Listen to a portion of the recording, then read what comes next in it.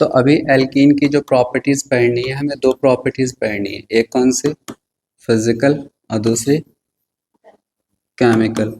Physical में already पता है कौन कौन से गुण पढ़ते हैं, बताओ। एक तो उनकी अवस्था, दूसरा उनके उनकी घुलनशीलता, वो किस में डिसॉल्व हो जाएंगे, और थर्ड क्या पढ़ते हो, इनका बॉइलिंग पॉइंट और मेल्टिंग पॉइंट।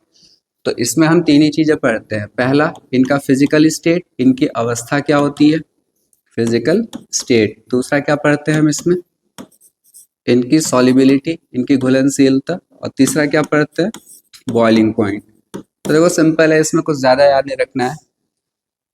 जितने भी एल्कीन्स हमारे होते हैं, ठीक है, उनमें पहले फिजिकल स्टेट की बात करें तो जो शुरू के तीन होते हैं, शुरू के तीन मतलब इथीन, प्रोपीन और ब्यूटीन, ये तुम्हारे गैस अवस्था में मिलते हैं, इतना याद रखो। उसके बाद में उसके आगे के 14 तक, 14 सदस्य तक, मतलब ब्यूटीन से लेके कहाँ तक, टेट्राडेकिन तक, 4 तक, मतलब 14 तक वाले, वो सब किस अवस्था में मिलेंगे हमें, द्रव।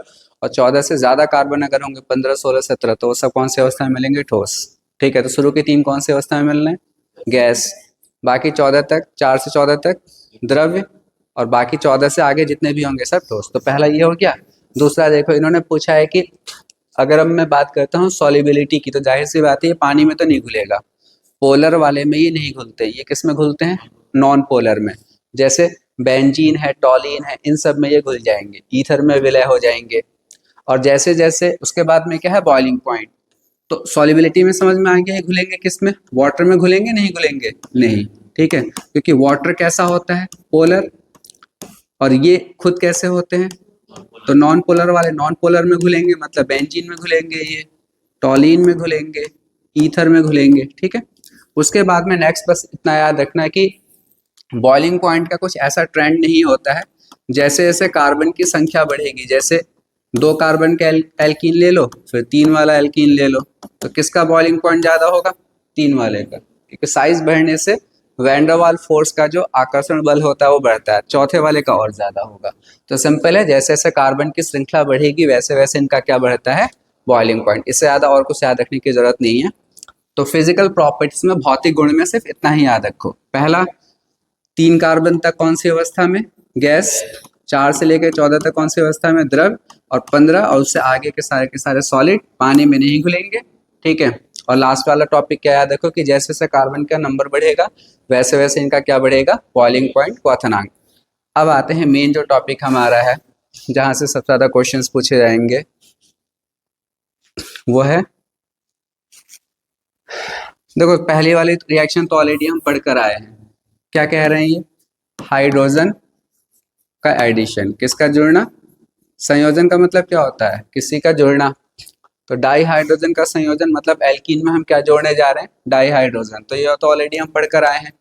एल्कीन में अगर तुम्हें हाइड्रोजन जोड़ना है तो किसकी उपस्थिति में जोड़ते हो, पैलेडियम, प्लेटिनम या निकल, और ये आसानी से जुड़ जाते हैं, CH3 मतलब एल्कीन से क्या बन जाता है हमारे पास, एल्केन। तो ये ऑलरेडी हम एल्केन बनाने की विधि में पढ़ चुके हैं, तो इसमें कोई दिक्कत नहीं है।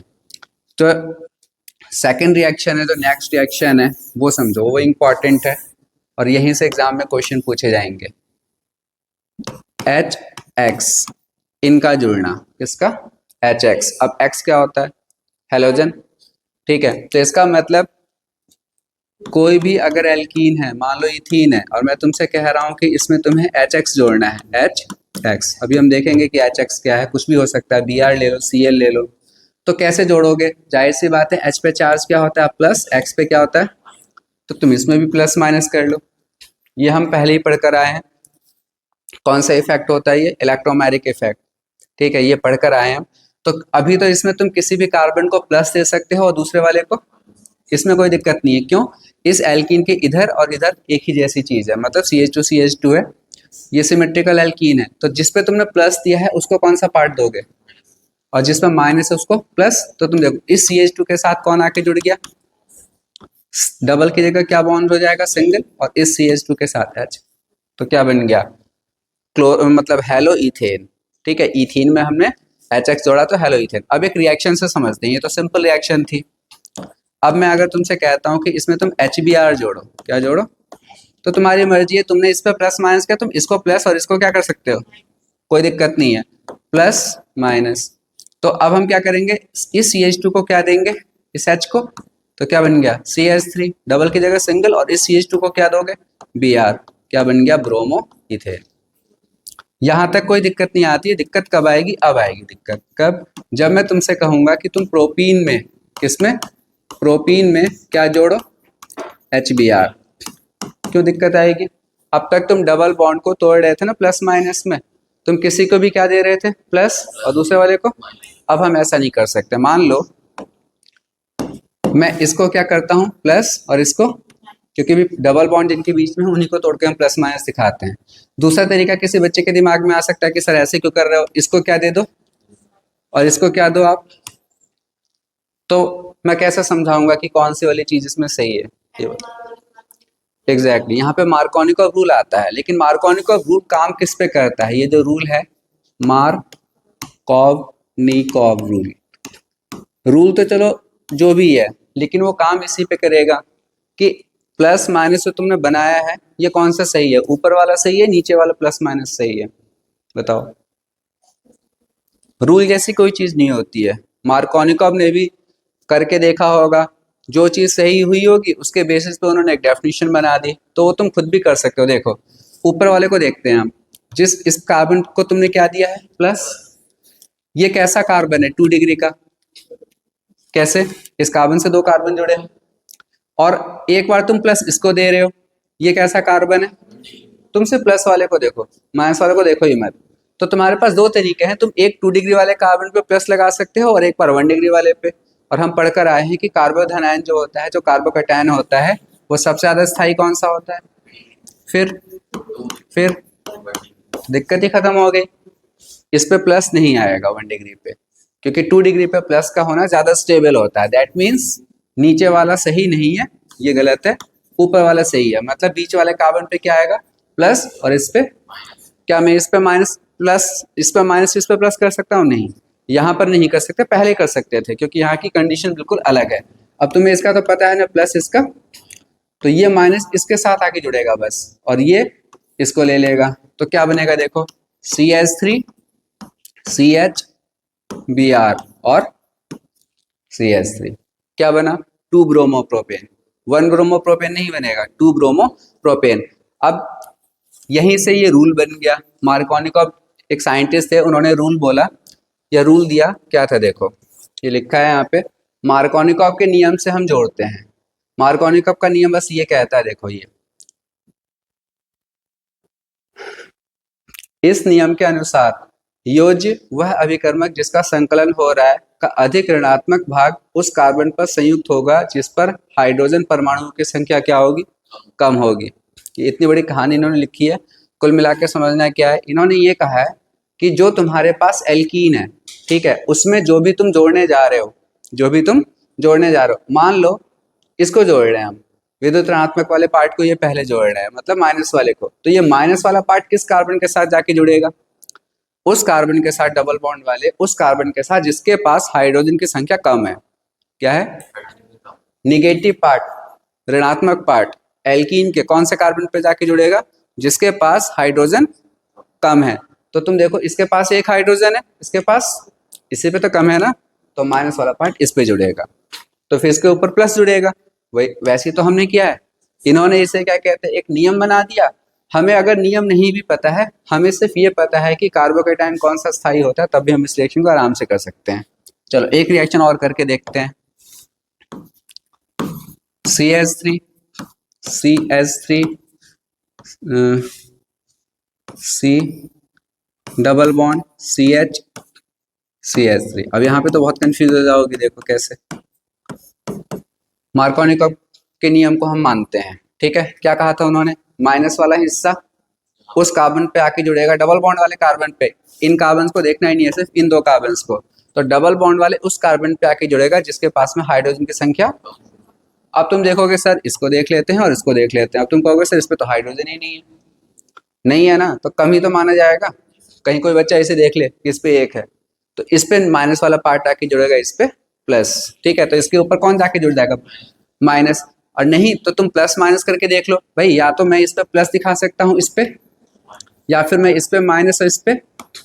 फिर मैंने देखा कि इस पे प्लस दिखा रहा हूँ तो ये 3 डिग्री का कार्बन है, इस पे प्लस दिखा रहा हूँ तो ये 2 डिग्री का कार्बन है, तो ज्यादा सही तो यही हुआ ना 3 डिग्री। तो बस मैं समझ गया कि इसी पे प्लस रहेगा, इसे हटाओ फिर, तो इस पे कौन आके जुड़ेगा, बी आर, तो CH3, इस पे कौन आके जुड़ गया, बी आर, नीचे कौन है, CH3, CH2, CH3। समझ में आ गया? ठीक है, तो ये पूरा का पूरा HBr जोड़ने का तरीका है, कौन से नियम से, मार्कोनिकॉफ। एग्जाम में आएगा मार्कोनिकॉफ का नियम, लिख लेना, वो जो बोला है वही है। एक और तरीका है देखो जोड़ने का, ध्यान से समझना। फिर से मैंने प्रोपीन लिया और इसमें मैं क्या जोड़ रहा हूँ, HBr, लेकिन अब एरो के ऊपर तीर पे लिखा हुआ मिलेगा तुम्हें परऑक्साइड। क्या मिलेगा, परऑक्साइड वो यौगिक होते हैं जिसमें कि 2 ऑक्सीजन आपस में सिंगल बॉन्ड से जुड़े रहते हैं। जैसे एक एग्जाम्पल है हाइड्रोजन परऑक्साइड का, इसका नाम हाइड्रोजन परऑक्साइड है, 2 ऑक्सीजन में सिंगल बॉन्ड है, दोनों तरफ हाइड्रोजन होंगे। एक होता है बेंजोइल परऑक्साइड, क्या होता है, बेंजोइल परऑक्साइड, ये इसको क्या पढ़ते हैं बच्चे, बेंजोइल परऑक्साइड। दोनों तरफ ये बेंजोइल ग्रुप है, इसे बेंजोइल कहते हैं, और बीच में कौन सा ग्रुप है, परऑक्साइड। तो ऐसा कुछ भी लिखा हुआ आ जाए तीर के ऊपर और फिर तुम्हें ये जोड़ना हो तो उल्टा जुड़ता है। यहाँ पे काम करता है बच्चा आपका एंटी मार्कोनिकम, एंटी का मतलब उल्टा हो जाएगा। तो एंटी मार्कोनिकम में क्या होगा भाई, मार्कोनिकम तुम्हें याद है, ठीक है, क्या था, निगेटिव पार्ट उस कार्बन को मिलेगा जिस पर हाइड्रोजन कम है, अब ज्यादा वाले को दे दो, तो इस पे 1 है, इस पे 2, इसको मिलेगा निगेटिव पार्ट, मतलब ब्रोमीन जो है वो इसको मिलेगा। तो क्या बनेगा, CH3 CH2, इसको H मिलेगा, CH2Br। कौन सा नियम हो गया तुम्हारा, एंटी मार्कोनिकम। कौन सा हो गया? और इसके पीछे रीजन यह है कि एंटी मार्कोनिकम जो रिएक्शन होती है वो फ्री रेडिकल के बनने से होती है, क्या बनने से, और जो मार्कोनिकम वाली रिएक्शन थी वो किससे होती है, कार्बोधनायन बनने से। ठीक है, अभी इतना डिटेल में नहीं जाना, तुम्हें सिर्फ रिएक्शन कंप्लीट करना आना चाहिए। तो ये अगर समझ में आ गया हो तो बस एक रिएक्शन मुझे करके दिखा दो अब।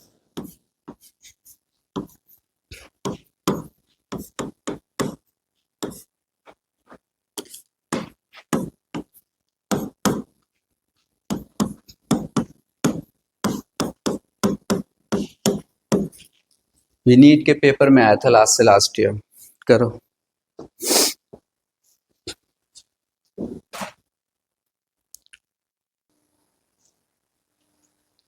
तो एंटी मार्कोनिकम से ही रिएक्शन होगी क्योंकि हाइड्रोजन परऑक्साइड दिया है, मतलब निगेटिव पार्ट किसको मिलेगा, उस कार्बन को जिस पर हाइड्रोजन ज्यादा है। तो एंटी मार्कोनिकम है तो क्या बन जाएगा, देखो बेंजीन CH2, इसको H मिला होगा ये वाला, और इसको Br, डबल की जगह सिंगल Br, क्या बन गया 1 2, 1 bromo 2 phenyl ethane, 1 bromo 2 phenyl ethane. ठीक है, अब एग्जाम में 3 नंबर में, ठीक है, समझ में आ गई, इनकी क्रियाविधि आती है, क्या आती है, मतलब मैकेनिज्म 3 नंबर में आएगा। अब कैसे, तुम्हें दे देंगे कि भाई इस रिएक्शन को कंप्लीट करो, इस रिएक्शन को क्या करो, कंप्लीट करो, और फिर इसकी क्या लिखो, क्रियाविधि, इसकी मैकेनिज्म। कंप्लीट तुमने कर लिया क्योंकि यहाँ पे कुछ दिया नहीं है, मतलब ये मार्कोनिकॉफ से होगा, और मार्कोनिकॉफ से होगा तो कम कार्बन वाले को निगेटिव पार्ट मिलेगा, ये बनेगा। अब इसके मैकेनिज्म कैसे करोगे वो ध्यान से समझो। मैकेनिज्म में सबसे पहला, इसमें चरण होते हैं जिसे हम स्टेप कहते हैं। पहला चरण, पहला स्टेप क्या होता है, ये HBr 2 हिस्सों में टूटेगा। कितने हिस्सों में टूटेगा, क्या बनेगा, H प्लस Br, कितना आ गया। अब कौन सा स्टेप आएगा, दूसरा, क्या होगा, स्टेप सेकंड में ये जो H प्लस बना है ना, ये आएगा एल्कीन के पास। कौन आएगा पहले, H प्लस, Br को नहीं लेना है, पहले किसको लेना है, H प्लस को। अब कैसे आएगा देखो, CH3, तुम में से कोई बता सकता है कि Br माइनस क्यों नहीं आ सकता पहले, डबल बॉन्ड है ना, डबल बॉन्ड का मतलब यहाँ पे इलेक्ट्रॉन का घनत्व अधिक है, पाई बॉन्ड है तो पाई बॉन्ड जल्दी टूटता है, उसके इलेक्ट्रॉन्स घूमते रहते हैं। तो यहाँ पर अगर माइनस का घनत्व अधिक है तो पहले कौन आकर्षित होगा, प्लस, माइनस वाला तो होगा नहीं। अब ये जब इसके साथ आएगा जुड़ने के लिए तो किसके साथ जुड़ेगा, देखो इसे 1 मान लो, इसको 2, या तो फर्स्ट कार्बन के साथ या सेकंड के। ये सेकंड के साथ अगर जुड़ जाएगा तो इस पर प्लस चार्ज आएगा, होगा नहीं होगा, देखो अगर ये इसके साथ जुड़ेगा तो इस पर क्या आएगा, प्लस, और अगर ये इसके साथ जुड़ेगा तो प्लस इस पे आएगा। इस पे प्लस आएगा तो 1 डिग्री का कार्बोकेटाइन बनेगा ना, मतलब ये जुड़ेगा किसके साथ, इसके साथ, ताकि इस पे क्या है प्लस। समझ में आ गया? तो हम क्या बना देते हैं CH3, इस CH पे क्या आ गया प्लस, और ये क्या हो गया, सही है, ताकि कैसा कार्बोकेटाइन बन गया 2 डिग्री का। अब ये जो कार्बोकेटाइन बना है इस पे कौन आके अटैक करेगा, Br माइनस। तो इंतजार कर रहा था ना प्लस आज के बनने का, इस पे आके अटैक करेगा और अब बना सकते हो वही जो यहाँ पे बना है। तो कोई सा भी आए क्रियाविधि में पहले स्टेप में क्या दिखाओगे, HBr को टूटना, दूसरे स्टेप में क्या दिखाओगे, जो H प्लस बना है जो भी एल्कीन तुम्हें दिया गया है उसके साथ जोड़ोगे। ऐसे जोड़ोगे कि जिस कार्बन पे प्लस आए वो कार्बन हमेशा ज्यादा डिग्री का होना चाहिए। कितने डिग्री का, ज्यादा। ठीक है, 1 2 बनने वाला है तो 2 डिग्री का बनाओ, 2 3 का बनने वाला है तो 3 वाला बनाओ, उसके बाद रिएक्शन कंप्लीट कर लो। समझ में आ गया नहीं है? चलो नेक्स्ट अब देखते हैं। देखो एंटी मार्कोनिकॉव, इसकी भी मैकेनिज्म आ सकती है, किसकी, एंटी मार्कोनिकॉव की, लेकिन इसमें टाइम लगेगा, इस बार तुम लोग खुद देख लेना इसे, ठीक है। तो चलो मैं ही करा देता हूँ एंटी मार्कोनिकॉव। इसमें बेंजोइल पेरोक्साइड का एग्जांपल लेता हूँ मैं। ये क्या, देखो CS, सेम यही रिएक्शन लेते हैं, क्या जोड़ना है इसमें HBr। एक और चीज ध्यान रखना, एंटी मार्कोनिकॉव सिर्फ किस पे काम करता है, HBr पे। किस पे काम करता है, यहाँ पे HCl हो, HI हो, H2O हो, किसी और पे काम नहीं करेगा। मार्कोनिकॉव सब पे काम करेगा, चाहे वो HBr हो, HCl हो, HI हो, या जल जोड़ो, कुछ भी जोड़ोगे कौन काम करेगा, मार्कोनिकॉव। लेकिन एंटी मार्कोनिकॉव सिर्फ किस पे काम करता है। अब मान लो मैंने यहाँ पे दे दिया तुम्हें बेंजोइल पेरोक्साइड, यही वाला यौगिक, 2 ऑक्सीजन, फिर यहाँ पे क्या है ये, तो रिएक्ट तुमसे कहेंगे कंप्लीट करो और फिर क्या लिखो इसकी मैकेनिज्म। तो मैं तुम्हें मैकेनिज्म समझा रहा हूँ, कंप्लीट तो कर ही लोगे। ये जो Br है उसको मिल जाएगा और H इसको मिल जाएगा, तो हम मैकेनिज्म पे फोकस करते हैं। तो देखो पहला स्टेप इसका क्या होगा, इसका पहला स्टेप बच्चे होता है, ये जो तुमने लिया है ना बेंजोइल पेरोक्साइड, ये जो भी पेरोक्साइड लोगे उसका टूटना होता है इसका पहला स्टेप। तो हमने क्या लिया है, अब देखो मैं बेंजोइल पेरोक्साइड को ये लिख सकता हूँ क्या, C6H5 C double bond O O O C double bond O C6H5, सही है ना। बार बार बेंजीन बनाने से बच गया मैं।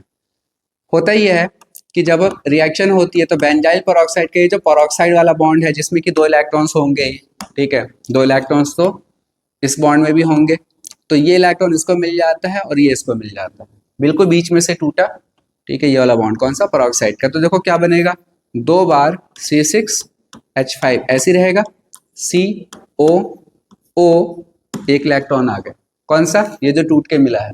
बट इसके पास पहले से ही 4 थे ना, ऑक्सीजन के पास में कितने इलेक्ट्रॉन होते हैं, 6, 2 बॉन्ड बना रखे थे तो 4 तो बचे थे और एक और मिल गया। अब मैंने अभी कुछ दिनों पहले ही बताया था कि किसी भी परमाणु के पास में अगर विषम संख्या में इलेक्ट्रॉन बचते हैं, किसमें, मतलब जैसे 3 5, तो वो अस्थायी होता है। इसके पास भी कितने हैं, 5। तो स्थायी होने का तरीका क्या है इसका, कि इसका जो एक इलेक्ट्रॉन है वो इस्तेमाल हो जाए। अब इस्तेमाल कैसे होगा, ये अब फिर से टूटेगा इधर की तरफ, ये इलेक्ट्रॉन इधर आएगा और ये वाला इसके साथ जुड़ जाएगा। ध्यान से देखो क्या हो रहा है, अलग कलर से दिखा देता हूँ। फिनाइल और CO के बीच में जो 2 इलेक्ट्रॉन थे अब ये टूट रहे हैं, एक इलेक्ट्रॉन किसको मिलने जा रहा है, फिनाइल को, और एक इलेक्ट्रॉन C के पास आ रहा है। तो इधर ऑक्सीजन के पास में जो 5 इलेक्ट्रॉन थे उसमें से एक इधर आ जाएगा, इनके बीच में बॉन्ड बन जाएगा। तो देखो बनेगा क्या, 2C6H5, रेडिकल बन गया। इधर क्या हो गया, C और O के बीच में क्या था, डबल बॉन्ड था ना ऊपर, एक बार और बन जाएगा डबल बॉन्ड। तो CO और CO जब डबल बॉन्ड बनेगा, इस तरीके से दिखाते नहीं है, मैं तुम्हें सिर्फ समझाने के लिए ऐसे दिखा रहा हूँ, वरना डबल बॉन्ड जो होगा फिर इस तरीके से हो जाएगा सीधा बिल्कुल। तो क्या बना ओवरऑल, CO2 बना है ना, क्या बना है CO2। तो मैं क्या दिखा सकता हूँ, 2 बार क्या निकल गया यहाँ से, CO2। तो अभी तक सिर्फ इतना हुआ कि जो भी तुमने पेरोक्साइड लिया था पहले वो टूटा, फिर उसमें फिर से रेडिकल बने, CO2 बाहर निकल गया, और ये जो रेडिकल बना है आप इसे क्या पढ़ोगे, फिनाइल रेडिकल। बताओ यहाँ समझ में आ गया इतना, मतलब अभी तुम्हें फिनाइल का रेडिकल प्राप्त हो गया, लेकिन अभी तो रिएक्शन शुरू हुई है। देखो अब क्या होगा, देखो आगे, इसी के आगे समझा रहा हूँ। ये जो फिनाइल का रेडिकल बना है ये भी अस्थाई है, ये रिएक्शन करने जाएगा बच्चे किसके साथ, HBr। HBr ही तो लिया था तुमने इसमें, और क्या होगा, जब ये रेडिकल है तो ये HBr को भी कहेगा कि भाई तुम भी किस में परिवर्तित हो जाओ, रेडिकल में, ताकि मैं तुम्हारा क्या ले लूं, H, और ये H जैसे ही ये इसके साथ जुड़ेगा तो क्या बन गया, इसका काम हो गया, बेंजीन बन गया, ये निकल गया। लेकिन इसके निकलते ही अब क्या बन चुका है, Br का रेडिकल। ठीक है, अब ये रेडिकल आएगा किसके पास, किसके पास, अब तुम्हारे एल्कीन के पास। इसको क्यों भूल रहे हो, मेन तो रिएक्शन इसी की थी ना। तो अब ये इसके पास में कौन आया, Br का रेडिकल। फिर से जब ये रेडिकल है तो ये चाहेगा कि ये भी किसमें परिवर्तित हो, रेडिकल में। ये बॉन्ड टूटेगा, अब एक इलेक्ट्रॉन इधर, एक इधर, दोनों। अब इस CH2 पे भी एक इलेक्ट्रॉन आएगा और इस पे भी। ये ब्रोमीन का अपना इलेक्ट्रॉन लेके या तो इसके साथ जुड़ सकता है या इसके साथ। किसके साथ जुड़ेगा, जिसके साथ जुड़ने के बाद जिस पे इलेक्ट्रॉन बचे वो स्थायी हो। और रेडिकल का स्थायी ऑर्डर भी यही होता है बच्चे। सबसे ज्यादा स्थायी कौन सा रेडिकल होता है, 3, फिर 2, फिर 1। अब तुम सोचो, अगर ये ब्रोमीन इसके साथ जुड़ जाए CH2 के साथ तो रेडिकल इस पे बनेगा ना। अगर ये इस पे जुड़े तो रेडिकल इस पे बनेगा। अगर रेडिकल इस पे बना तो 1 डिग्री का बनेगा, और इस पे बनेगा तो 2 डिग्री का। तो हम 2 डिग्री का बनाना चाहेंगे, दैट मीन्स ये ब्रोमीन इसके साथ जुड़ेगा ताकि रेडिकल इस पे बने। तो क्या आएगा, देखो CH3, CH पे क्या आ गया, रेडिकल, और ये क्या बन गया, CH2। अब फिर से ये परेशान है, इसके पास में फिर से कौन आएगा, अब HBr। और तुम ये मत सोचना है कि सर HBr तो अभी आपने इस्तेमाल कर लिया था, कहाँ से आ गया, HBr तो लाखों करोड़ों होते हैं। तो क्या होगा, फिर से ये टूटेगा यहाँ से, ये इधर और ये जो H का रेडिकल बनने वाला है ना, ये यहाँ पर आके इसके साथ जुड़ जाएगा। ये जो H का रेडिकल है ये इसके साथ जुड़ जाएगा CH के साथ, और CH का रेडिकल जैसे ही H के साथ जुड़ेगा क्या बन जाएगा, CH2। तो ओवरऑल क्या बन गया तुम्हारे पास, CH3, CH2, CH2, Br। कौन सा, ये Br का रेडिकल, ये फिर से जाएगा किसी और एल्कीन के पास में। ये रिएक्शन तो चलती रहेगी ना, ये रुकती थोड़ी है। ये समझ में आ गया नहीं आया, बताओ पूरा। बाकी एक बार देख लेना, ठीक है, ज़्यादा टाइम नहीं है नोट करवाने का। अब देखो इसका सबसे इंपॉर्टेंट यूज समझा रहा हूं मैं, मार्कोनिक रूल का, ध्यान से समझना। ये आगे हम पढ़ेंगे लेकिन मैं तुम्हें यहीं पे सब समझा देता हूँ। तुमसे मैं कह रहा हूँ कि इसमें तुम H2O जोड़ो, जल हमेशा जुड़ता है H2SO4 की उपस्थिति में, किसकी, तो H2O को जब तुम जोड़ोगे तो तुम क्या करोगे, तुम H2O को लिख लोगे कि भाई ये टूटता है H+ में और OH- में। और जैसे ही तुमने H+ और OH- बना दिया तो मार्कोनिक रूल लगा के इसे जोड़ सकते हो। क्यों, तुम्हें पता है कि पहले हम, वही मार्कोनिक रूल क्या कहता है कि माइनस वाला हिस्सा किस कार्बन को मिलेगा, इसको या इसको, जिस पर हाइड्रोजन कम है। तो OH किसको मिलेगा, सॉरी OH इसको मिल गया तो H इसको मिल जाएगा, तो CH3 CH OH CH3, ऐसे कर लिया। वरना तुम इस पे क्या दिखाओगे, प्लस, इस पे माइनस। इस पे माइनस दिखा सकते हो, इस पे प्लस नहीं। क्यों, ये 2 डिग्री का कार्बोकेटाइन बना है, तुम ये प्लस इस पे लाओगे तो कितने डिग्री का हो जाएगा, 1 डिग्री का। तो यही तो स्थायी है। अगर इस पे प्लस है तो इसी के साथ कौन आके जुड़ेगा, माइनस। ये सारे रिएक्शन कहाँ पर होती हैं, 12th क्लास में, लेकिन यहाँ पे तुम आराम से कर सकते हो, वैसे यहाँ पर भी हैं। तो अब मैं तुम्हें सिर्फ रिएक्शन समझा देता हूँ, देखो जल्दी जल्दी। ये सब वही है जो मैंने कराया। देखो ये C6H5CO होल ट्वाइस O2 है, ये बेंजोइल पेरोक्साइड ही है। ये पूरी वही मैकेनिज्म इन्होंने करवाया है। अब इन्होंने एक रिएक्शन दे रखा, सल्फ्यूरिक अम्ल का संयोजन, खाली किसका संयोजन, सल्फ्यूरिक अम्ल का। सल्फ्यूरिक अम्ल क्या होता है, H2SO4। अब अगर मुझे किसी भी एल्कीन में, मान लो प्रोपीन ले लेता हूँ, और मैं तुमसे कहता हूँ कि तुम इसमें सल्फ्यूरिक अम्ल जोड़ो, खाली H2SO4, कैसे जोड़ोगे, पता होना चाहिए कि ये टूटता कैसे है। कैसे टूटता है, ये H+ में टूटता है और HSO4- में टूटता है। समझ में आ गया, जब तुमने ये देख लिया तो आराम से जोड़ सकते हो। कैसे, H किसको दोगे, इसको कौन सा पार्ट दोगे, निगेटिव वाला। तो देखो क्या बनेगा, CH3 CH, ये इस तरीके से होता है SO3H। तुम्हें देखने से लगेगा HSO4-, एक मिनट, HSO4- है ना ये, तो जुड़ने वाला हिस्सा क्या होगा, या तो मैं यहाँ से 2H निकालूं, नहीं ठीक है, OSO3H, और इसको क्या मिल गया तुम्हारा। देखो ये तुम्हें हो सकता है समझ में नहीं आ रहा हो, तो इसके लिए तुम H2SO4 को देखो। ये बच्चे H2SO4 का स्ट्रक्चर होता है, किसका स्ट्रक्चर है ये, H2SO4 का। जब ये टूटता है तो एक H निकल गया क्या लेकर, प्लस, तो इस पे क्या आया होगा, H प्लस जो निकला था तुमने इसको दे दिया, क्या बन गया ये CH3। तो अब बचा क्या, ये हिस्सा बचा है ना जिसे मैंने ऐसे लिखा है, देखो HSO4, लेकिन जो माइनस चार्ज है वो किस पे है, ऑक्सीजन पे। तो जुड़ने वाला जो हिस्सा होगा वो कौन होगा, ऑक्सीजन। तो मैंने ऑक्सीजन जोड़ दिया और बाकी S के साथ में कितना ऑक्सीजन है, 3, और उसके साथ H। समझ में आ गया। तो जोड़ते इस तरह से हैं OSO3H।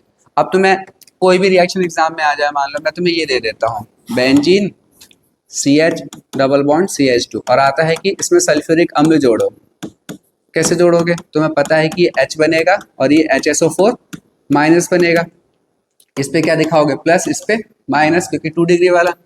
तो फिर से तुमने क्या बना देना है, इसके नीचे कौन जुड़ेगा, OSO3H, और ये क्या बन जाएगा। तो कोई सा भी रिएजेंट जोड़ना हो तुम किसका इस्तेमाल करोगे, हमेशा मार्कोनी रूल का, ठीक है। अब एक इंपॉर्टेंट रिएक्शन यहाँ पे अभी समझा देता हूँ जल्दी से, ओजोन का जुड़ना, किसका, ओजोन का। और इस रिएक्शन को हम कहते हैं ओजोनोलिसिस। क्या कहते हैं, बस ये आखिरी रिएक्शन होगी आज के लिए। तो इसमें देखो क्या करना है, किसी भी एल्कीन में जब हम ओजोन जोड़ते हैं, जैसे ये एल्कीन लिया, इसमें क्या जोड़ा मैंने, O3, किसकी उपस्थिति में, Zn और H2O, जिंक और वाटर की। तो होता क्या है, डबल बॉन्ड को तोड़ दो बस बीच में से, और जहां से तुमने जोड़ा है उनको एक एक ऑक्सीजन दे दो, दे दिया। लेकिन ओजोन पे कितना ऑक्सीजन है, 3, तुमने 2 ही तो इस्तेमाल किए। लेकिन अब बना क्या, पहले वो देखो, CH2 डबल बॉन्ड के साथ क्या जुड़ चुका है, O, इधर से भी तो यही बना, तो 2 बार ये बन गया। ये जो एक ऑक्सीजन है तीसरा, इसका जो बचा हुआ है वो इसको मिल जाता है H2O को, क्या बन गया, H2O2, ठीक है। हाइड्रोजन पर ऑक्साइड, ये कौन सा यौगिक है, ये फॉर्मल्डिहाइड है। कौन है ये, यही तो होता है ना CH2 डबल बॉन्ड O। तो इसका मतलब ये हुआ कि जब हम किसी एल्कीन में ओजोन जोड़ते हैं, किसकी उपस्थिति में, जिंक और H2O, तो क्या मिलता है, फॉर्मल्डिहाइड। बट हर बार थोड़ी मिलेगा, वो तो डिपेंड इस पे करेगा कि तुमने एल्कीन कौन सा लिया है। अभी तुमने कौन सा एल्कीन लिया, इथीन, तो ये मिला है। एल्कीन चेंज करते हैं, कौन सा एल्कीन ले लें बताओ, प्रोपीन। इसके बाद इसी का ही नंबर है ना, क्या जोड़ना है इसमें, ओजोन, किसकी उपस्थिति में, Zn और H2O। क्या बताया मैंने, डबल बॉन्ड को बीच में से तोड़ दो, लाइन खींचो, खींच दिया, दोनों तरफ एक एक ऑक्सीजन दे दो, बंटवारा हो गया ऑक्सीजन का। अब देखो ये CH3 ऐसे ही रहेगा, ये CH भी ऐसे रहेगा, इसको क्या मिल गया डबल बॉन्ड के साथ, O। इधर से देखो CH2 के साथ डबल बॉन्ड O, तो ये तो फॉर्मल्डिहाइड बना, ये क्या बना, इथेनल एसिटल्डिहाइड। तो यहाँ पे 2 अलग अलग एल्डिहाइड बने, और तीसरा ऑक्सीजन इसने ही लिया होगा, H2O2। एक और रिएक्शन देखते हैं। अब ब्यूटीन ले लो तुम, क्या ले लो, ब्यूटीन, क्या जोड़ो इसमें, ओजोन, किसकी उपस्थिति में, Zn H2O। कहाँ क्या करो, तोड़ो, एक ऑक्सीजन इधर एक इधर। अब तुम देखो क्या बना, CH3 CH double bond O, इधर से भी तो यही बना ना, 2 बार लगा दो, प्लस H2O2। तो इस बार हमें दोनों के दोनों मॉलिक्यूल्स किसके मिले, इथेनॉल के। अब एक रिएक्शन तुम मुझे करके दिखा दो, इतना टाइम दिया नहीं मैंने कि तुम उसे नोट कर सको, बट फिर भी अगर थोड़ा सा भी समझ में आया होगा तो आराम से करके दिखा दोगे। एल्कीन थोड़ा चेंज कर दिया है मैंने, बट उससे कोई फर्क नहीं पड़ता, जो तरीका बताया है उसे इस्तेमाल करो।